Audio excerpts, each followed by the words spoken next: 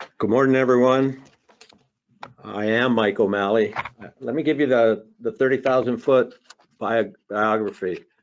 Born and raised in Kailua, kicked out of Damien, graduated Kailua High School, went to Claremont, Harvard Law School, 8 years on Wall Street. My oldest daughter was born in the mid-'80s, came back, been here ever since. What we're going to do today is really try and tell you a little bit about what's a really confusing number of programs, and the devil's in the details. So we're probably going to still have more questions and answers, but we'll take all your questions and try and answer all of them. So anyway, welcome to another episode of Social Distancing. Here we are trying to learn how to operate in this new environment we're in. I hope you guys are all doing well and staying safe. Let me start with the breaking news, because you guys probably already heard it, and something everyone was worried about based on some of the early questions. What happens if we run out of money? Well, we heard yesterday or the day before that the SBA, Small Business Administration, announced that they're no longer accepting any more applications for PPP, the Payment Protection Program, under the CARES Act, because they're out of money and they're oversubscribed. So one question might be, so why are we listening to you? Why do we need to care about this? And the answer is fairly simple. Everyone expects that Congress is going to allocate more money. The devil's going to be in the details, and the Democrats and Republicans are being political and trying to haggle about it. But everyone expects, given the amount of demand and pressure from small business community across the country, that more money will be allocated. Stay tuned. Okay. We gathered a bunch of questions in advance. You guys sent in your questions, and there's two appendices to my PowerPoint that we'll go over after I go through the PowerPoint. A lot of good questions. We'll try and run through a bunch of them. Feel free to ask as we go along. Crystal will be monitoring and passing along questions as you raise them, and we'll try and address them all. And then probably, and I'll tell you about this later, but I have left you my contact and cell and office number. I strongly encourage each of you, any of you, if you have questions following this presentation, and I'm sure you will, don't hesitate to call me. If I can help you, I will. I'm not going to send anyone bills, but it's important that you guys at least feel like you're not at sea and have nowhere to turn. So anyway, I'm going to turn to, let's see, page, not working. Okay, there we go. Okay, the CARES Act. What does CARES mean? Everything in Washington is acronyms. So CARES, Coronavirus Aid, Relief, and Economic Security Act. It's the CARES Act. Okay, but what we're talking about is really only a portion of what's a pretty big bill that deals with a number of things. That's PPP, which you guys probably heard of, Paycheck Protection Program, which basically provides for loans to keep employees employed, or at least paid. EIDL, Economic Injury Disaster Loans, which actually is a pre-existing program, but it's funded to a higher level under the CARES Act. And then the last one that's probably causing as much excitement or questions as anything, which is PUA, not a Hawaiian name. It's Pandemic Unemployment Assistance. And essentially what this does is it deals with unemployment compensation by broadening the number of people who are able to claim unemployment and the amount of payments and duration. So whereas before independent contractors and self-employed and self-proprietors like realtors didn't qualify, we'll see how you can qualify under PUA.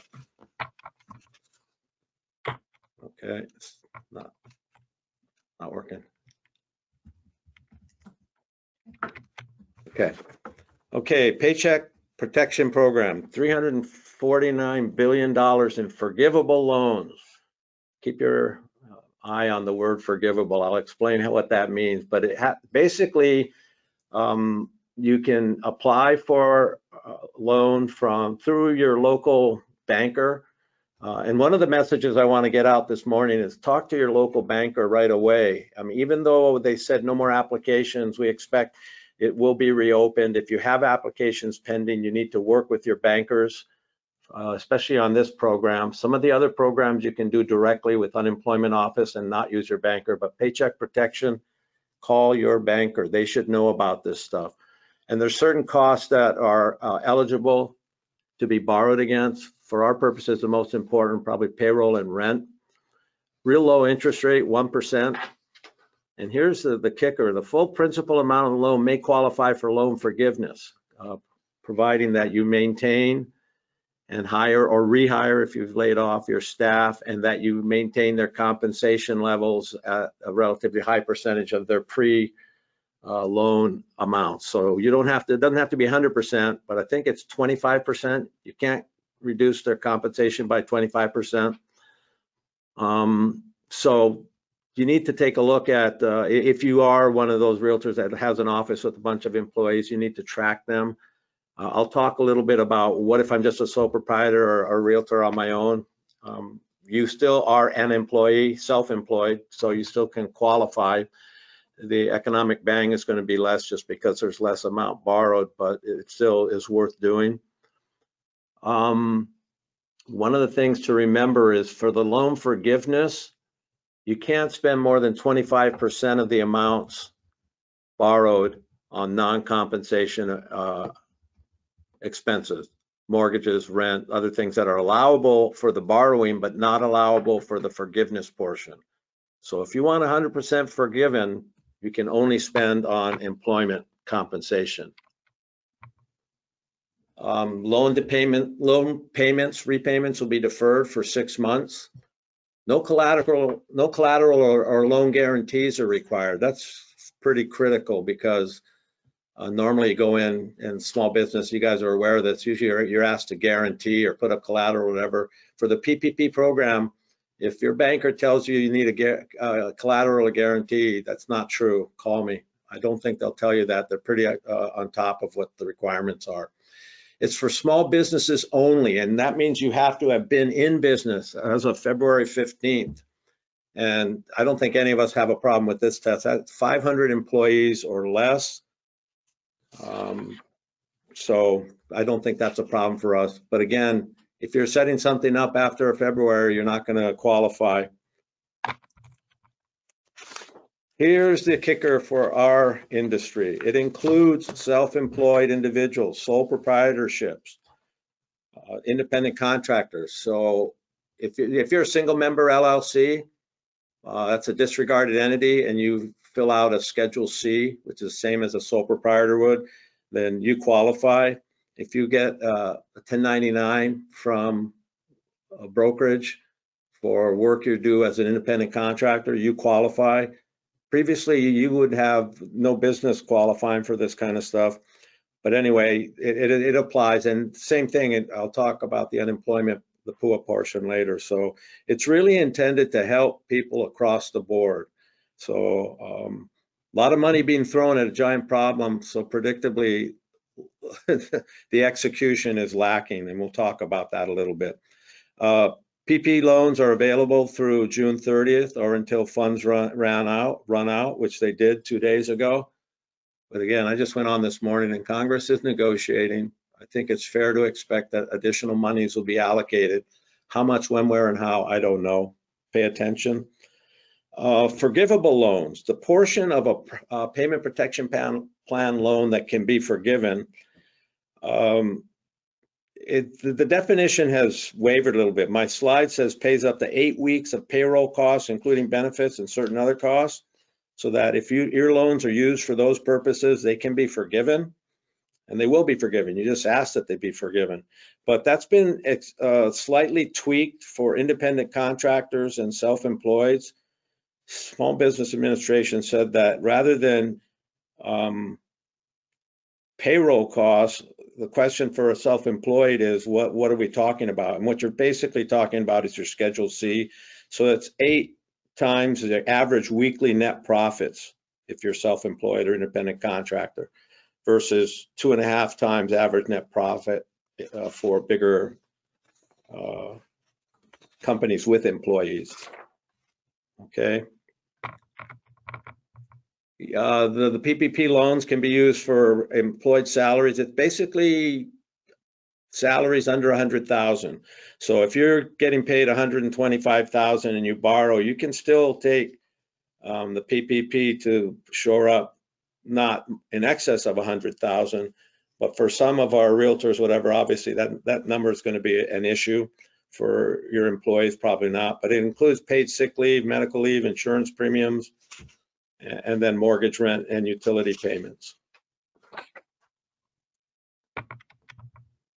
Documentation. Okay, they're trying to make this as fast-tracked and user-friendly as possible, so you can submit documentation on your payroll costs based on payroll processor costs, records like ProService and those guys, or your payroll tax filings. Lenders can accept e-signatures and e-consents, so they're really trying to fast-track this. And here's an important part that kind of probably went under notice, but that third bullet, lenders are not liable for borrowers' fraudulent or inaccurate information. What does that mean? Well, in the wake of Enron and all the debacle back then, the federal government imposed a bunch of know your borrower regulations on lenders and banks that really put a lot of liability or responsibility for making sure that lenders were not getting involved with loan sharks and money launderers and other ne'er-do-wells. But for purposes of this program, PPP, the lenders are off the hook if it turns out someone scammed them and borrowed money and the money's gone, because they want this money to be distributed as quickly and with as few impediments as possible. So that's an exception to the know your borrower regulations.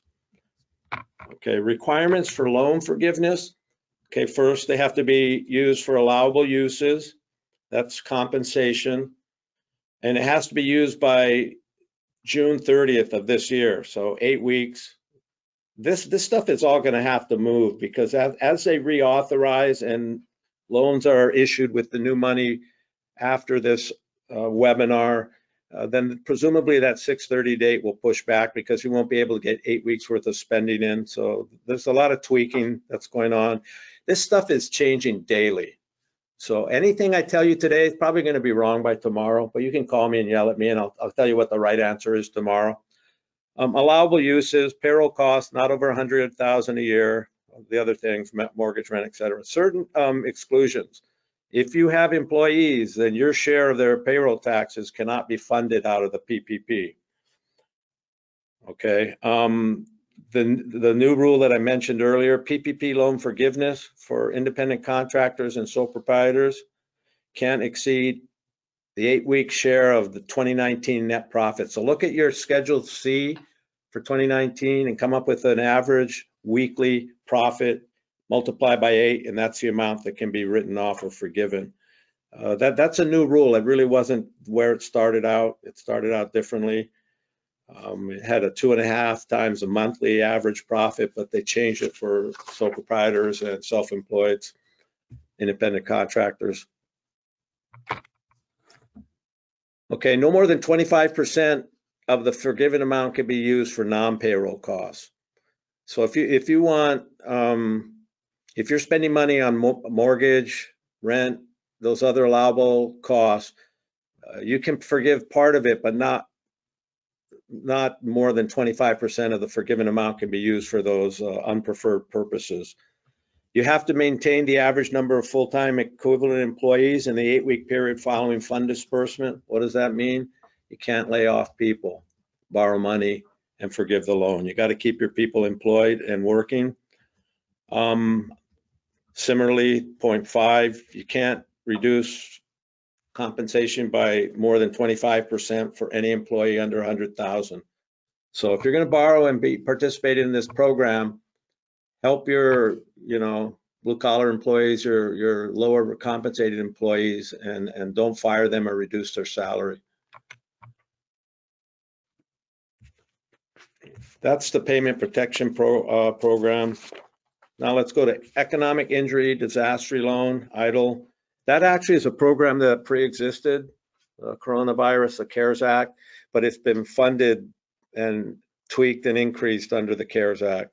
You can borrow up to $2 million according to the loan program as originally issued. A low interest rate, only 3.75% to small businesses, and up to a 30-year term. Note that with respect to the borrow up to $2 million, that may be grossly inflated because they're already out of money. Small business loan advisors have been advising that EIDL loans are going to be capped at $15,000 per business. So that with a $10,000 emergency advance, it basically means 10,000 plus 15. Small businesses are really only going to be able to access 25,000. That's a far cry from 2 million. Stay tuned. I don't know how they plan to keep the barbarians at the gate with that kind of a moving target. So the exact dollar amount is still to be understood. Again, get a hold of your bankers. They're the ones who should be shepherding you through this process. Compared it with the payment protection program, broader purposes are allowed under EIDL. You don't have to be limited to employee compensation or lesser paid employees or rent, mortgage, et cetera. You can use it for whatever you need to. Well, I shouldn't say whatever, but the purposes are much broader. So essentially you have flexibility on using loan proceeds here. It's a higher maximum loan amount, but again, remember what the SBA loan counselors are saying, never mind 2 million, it's really only 25,000. That's quite a spread. So we'll have to see where they end up. Unlike the PPP, which has to be spent at least currently by June 30th of this year, the EIDL program is available through the end of this year, 12/31. And again, as I said earlier, I believe the PPP will probably, the deadline will be extended as it gets refunded. So again, you got to monitor this stuff almost daily. Qualifying borrowers for EIDL. Again, it's aimed at small business, less than 500 employees. Sole proprietors, independent contractors, and self-employed are eligible for EIDL. Any business operating as of 1/1/20. So it's a different, when did you have to exist date? PPP said February 15th. This one says as of 1/1 January 1st. So they're slightly different. Again, you don't have to, no personal guarantees can be required for these loans. The loan approval can be based solely on the applicant's credit score. So there's much relaxed underwriting provisions for these EIDL loans. A tax return can't be required. You can do it just on the credit score. So they're trying to, give the bankers as much flexibility to get the money out the door and hold them off the hook as possible. While things are pending, and everything right now is pending, I can tell you that the news regarding how much money has been paid out under these programs is not good, because mostly it's hurry up and wait, checks in the mail, but no one's seen the money yet.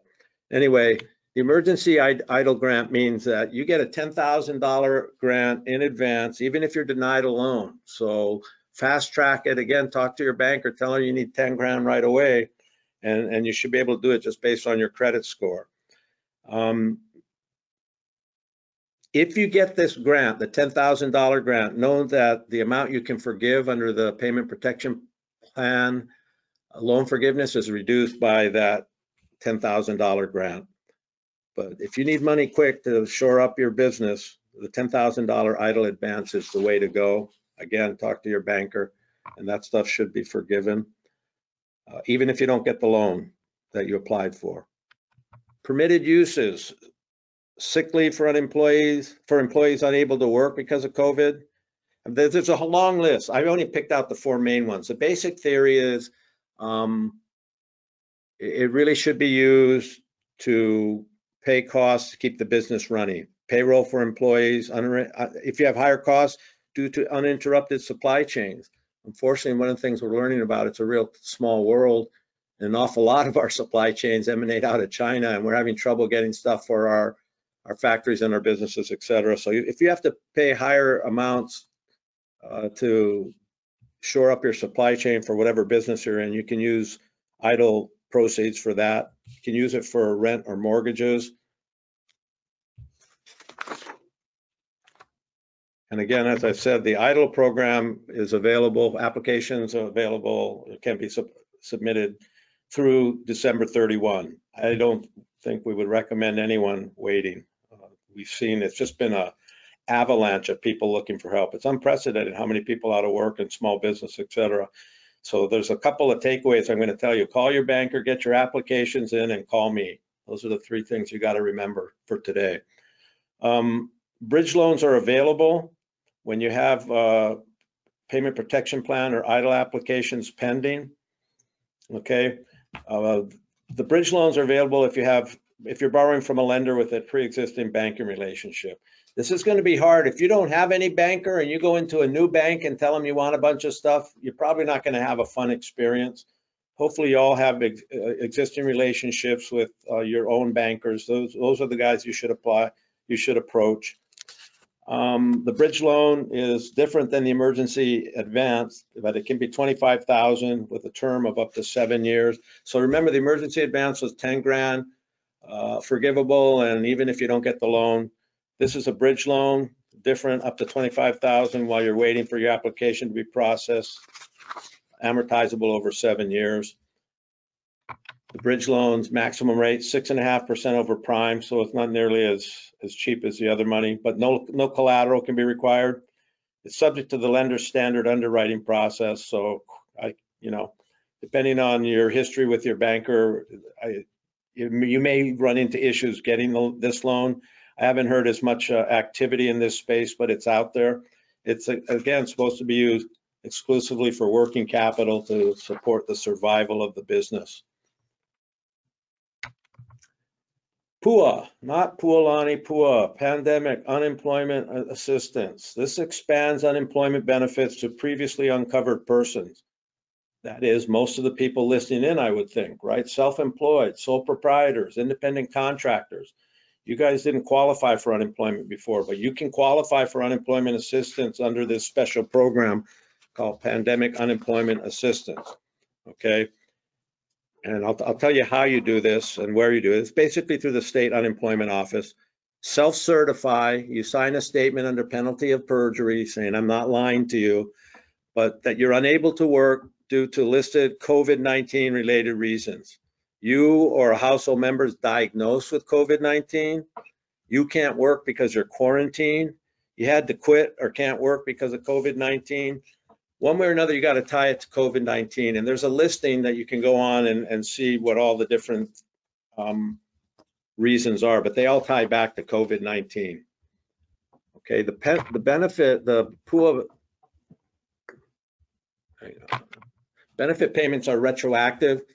So get your, well, I'm gonna back up because we're gonna share what we learned from Scott Murakami, the director of the Department of Labor and Industrial Relations, which manages the unemployment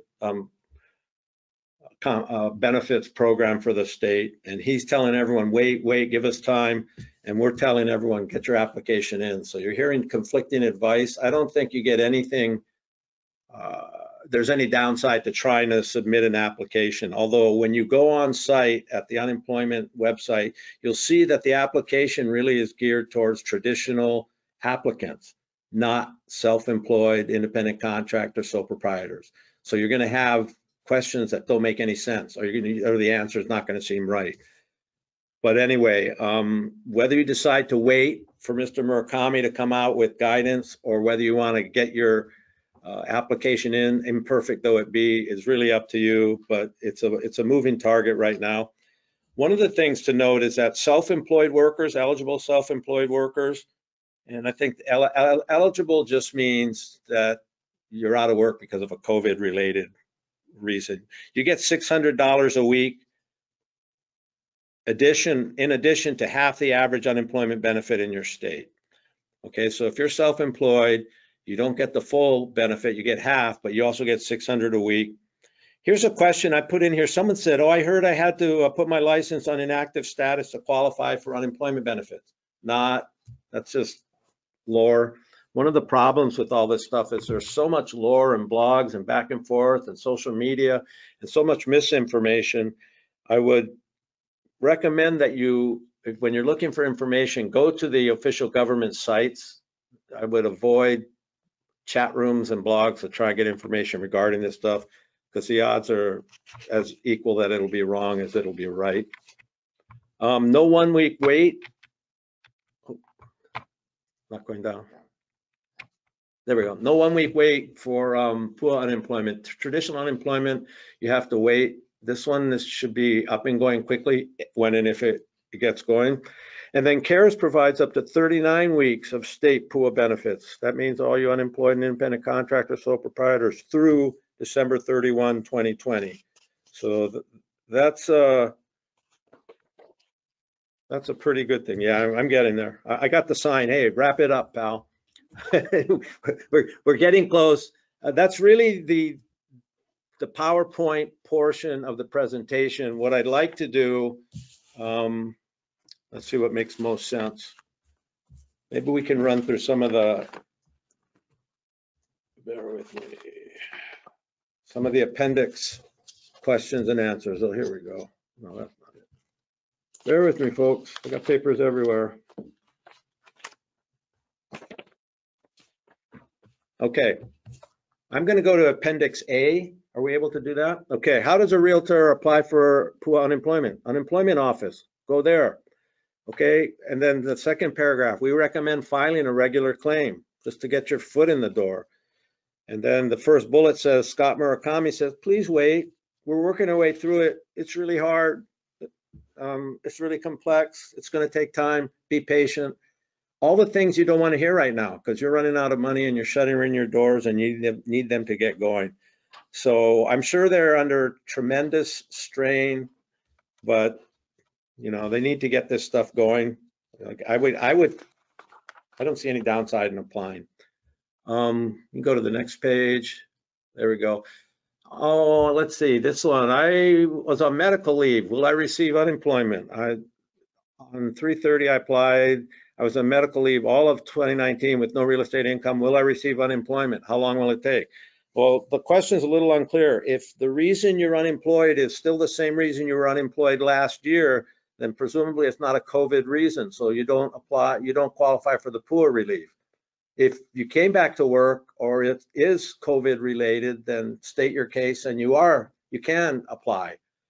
But the question that the issue that this question points out is, why are you claiming unemployment? It's not just anything. And so if you were out for illness or other things in 2019 and it persists, you're not COVID eligible, you don't qualify for PUA. You still have regular unemployment if you continue to qualify. How long will it take to receive an unemployment check? That is the $25,000 question. Don't know. It's really hard.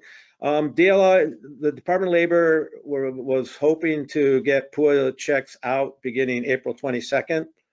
The more straightforward and simple your claim is, the easier to get it. And here's a little tip.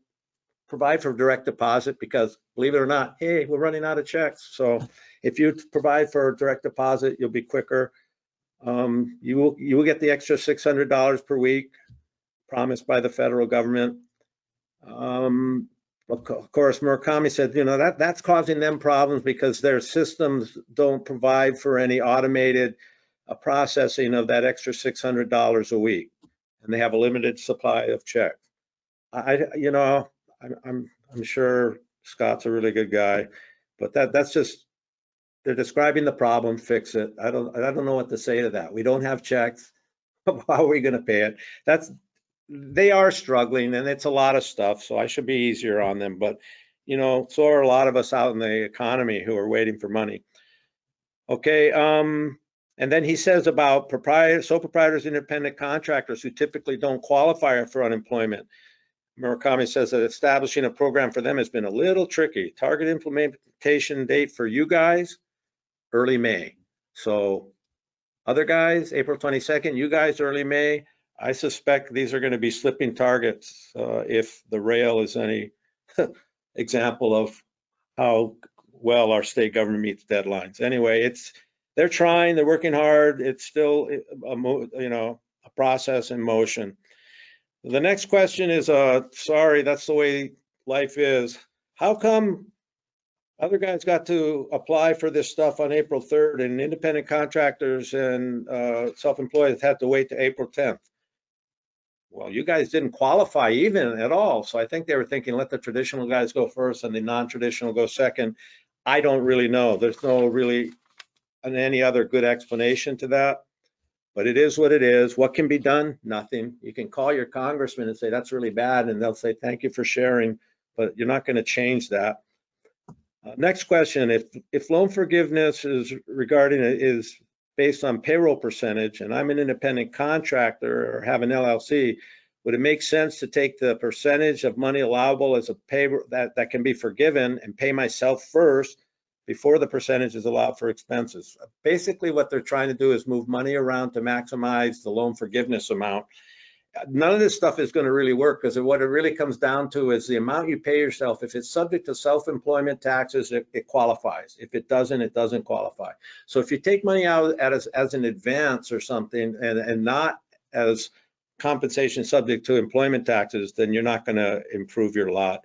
I wouldn't worry about moving money around and trying to game the system, because it's really going to be based on 2019 and then what you look like going forward. You're not going to be able to outsmart the system by trying to pay yourself first. The main thing is, if it's subject to employment taxes, then it'll qualify. And how do we know? Look at your Schedule C, look at your personal tax return. Your salary as a sole proprietor is basically the net profit listed on your Schedule C. Okay, next page. Okay, COVID-19 website, National Association of Realtors said at this time an individual could apply for both, but there's no ability to determine whether an individual will qualify for both. Do you have any further information? Yeah, work with your bank, apply for both. Let them turn you down as to one or the other. One of the things you should note is you can't use money from both programs for the same expense. You can't qualify $100 spent on a compensation under PPL and use the same $100 to qualify under the EIDL program. You can only use the money under one or the other program, okay? Businesses work through the bank for the PPP, and then the EIDL applications are completed directly by the federal government. So we have 3 different programs and 3 different people you're dealing with. Your bank for the PPP, the federal government for the EIDL, and the state unemployment for the PUA. God bless you all. Good luck, because you're probably all going to be ripping your hair out and be looking like me pretty soon. But what it does, the thing to do, remember, is that you can't qualify for all of these programs at the same time. How they overlap and how much you get will be impacted, but you should be applying for all 3 of them until someone tells you no, go away. Yeah, I talked about that program. No, the SBA is overwhelmed. No crap. So, I mean, the political pundits are having a field day with how much mess there is in trying to roll this thing out. It was an extremely aggressive program. You throw $350 billion into the economy with almost no guidance, it's to be expected that there's going to be bumps along the way. And when we wrote this thing, it said, hey, it may not be accepting any more applications, and it turned out, in fact, they're not accepting any more applications. Let's go to the next one. If we apply through the SBA for the EIDL, what determines if we qualify? Do we have to have employees? No. If you're an independent contractor or a sole proprietor, you don't have to have an employee. You yourself are considered an employee for purposes of the loan. You're not going to have as much loan forgiveness, right? But you don't have to have an employee to qualify. As an independent contractor, sole proprietor with no employees, you can qualify for all 3 of these things. So get all your applications in and have these guys tell you why you don't get what you think you're entitled to. Is EIDL money determined state by state? No, it's not. It's based on the federal government program. And there are affiliation rules that have come out. This question suggests a guy that has different companies in multiple states. My guess is it's not the same company in all those states, but he probably has separate LLCs or separate entities in each state. So there are affiliation rules that are being rolled out as we speak, meaning they're not coordinated, they don't make sense, but they're being rolled out. Bankers are being told to take a look at affiliation rules. They want to make sure people aren't gaming and doubling up on borrowing by creating a bunch of entities, right? Or it's basically the same business through different entities. So the affiliation rules are not clear yet, but they're being rolled out. So it's not a state by state thing. It's sort of a business by business thing. I think that's all I want to say on that. The next page 6, has any money been paid out to people yet? Not in Hawaii, well, surprising enough, but actually not too much across the country too.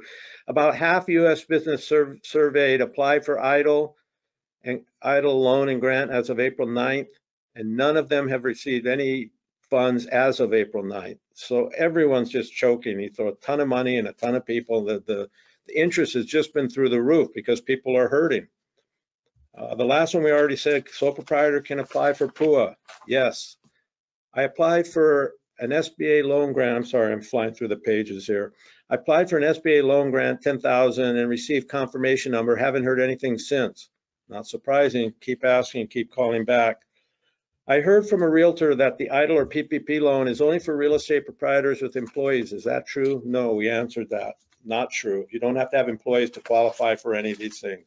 The amount you're going to be able to borrow or whatever will be less because you don't have employees, but apply for everything. While applications are submitted, the only response seems to be acknowledgement that the application has been received. How can we obtain a status of our application? There are some websites and things you can keep checking. I don't know that you're going to be able to get a whole lot of satisfaction just because everything's really backlogged and choked. But those are the good websites to access. We already talked about sole proprietors. Okay, so that's Appendix A. I don't know if you want to take a breath and take questions, or do you want to do B? We can do questions. Do some questions. We have a question here that says, as an independent contractor, how do we show the funds are used towards our own payroll? And I'm assuming this is regarding PPP and applying for the forgiveness. Do they write themselves a check? Yeah, that's the best way to do it. You know what I would do? Well, it depends on how much you're talking about. If it's small, just write yourself a check, say what it was for, make it easy for your accountant to follow the money. If you have employees and it's a bigger number and more things, you can open up a separate account just to check, just because that's an easy way to track stuff. Everything in and out of this account is CARES related stuff. I don't know that you need to open up a separate account if it's just you. But yeah, write yourself a check, write in the memo what it was for. And what you're really trying to do is make it real clear to your accountant where you got the money, what it was spent on.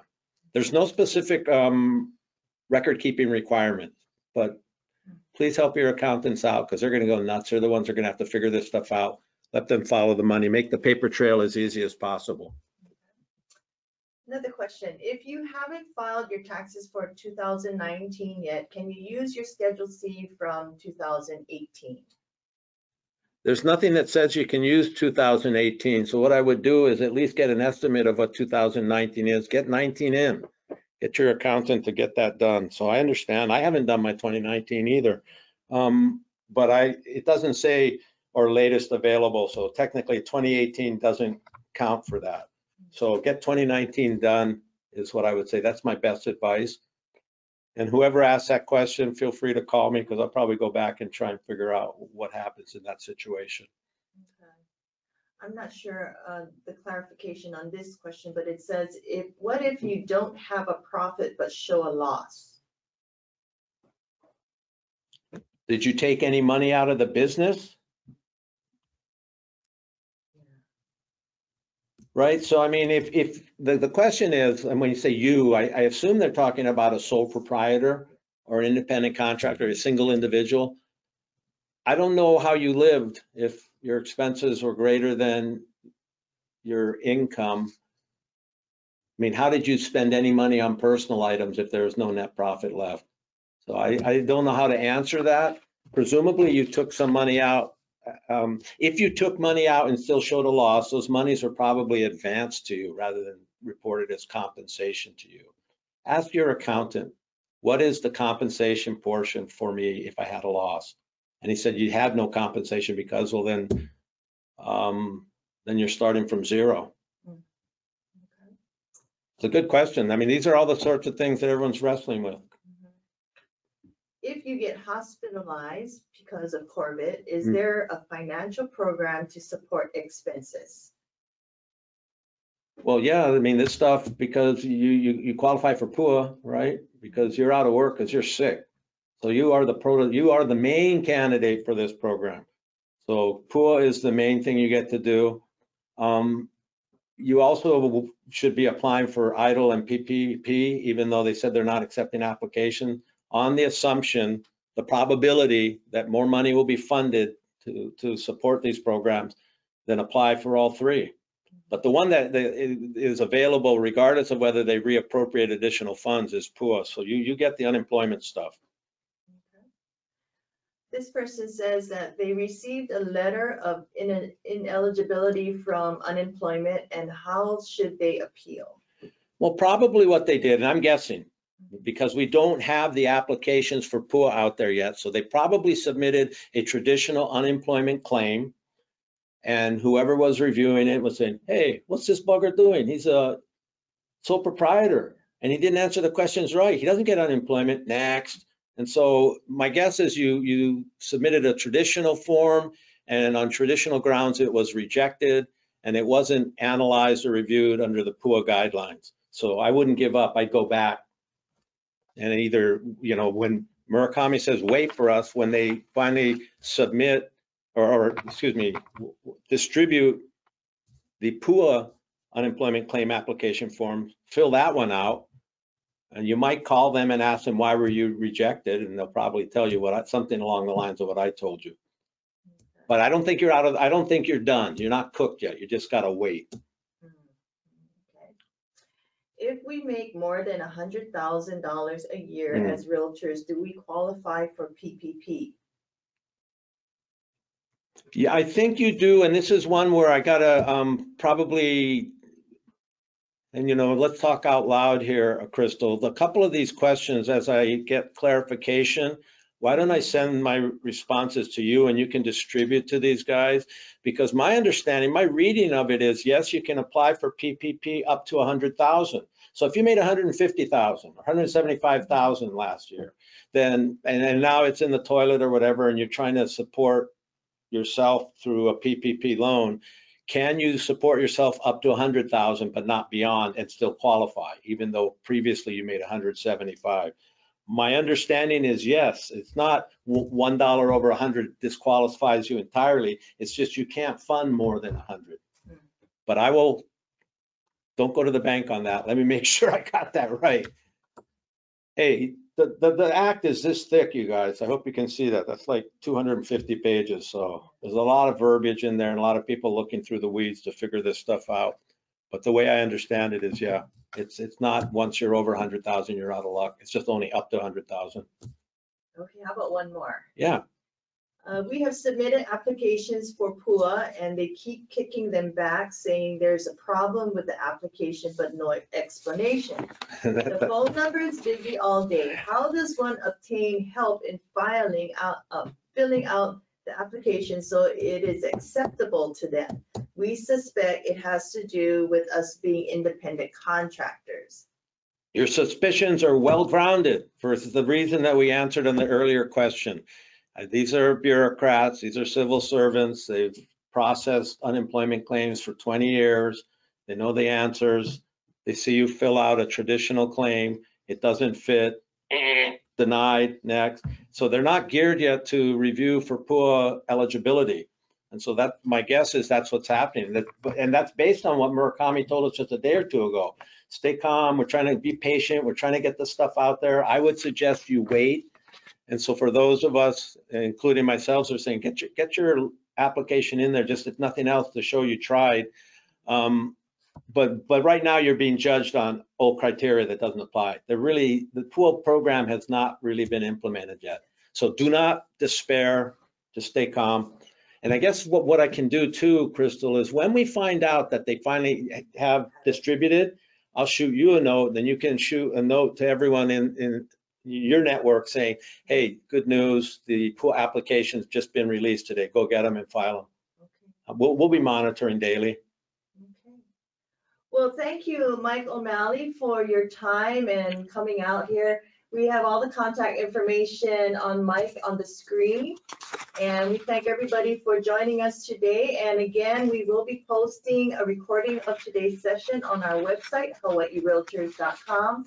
And we will be sending out the Q&As to you directly. And we'll also be posting that on our website.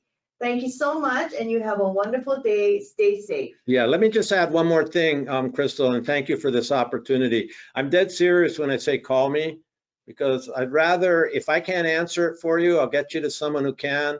And I like to know what the issues are out there so I can help. I'm not going to send any of you guys a bill. Call me. If I can help you, I'm happy to do it. Thank you. Have a good day. Have a good day.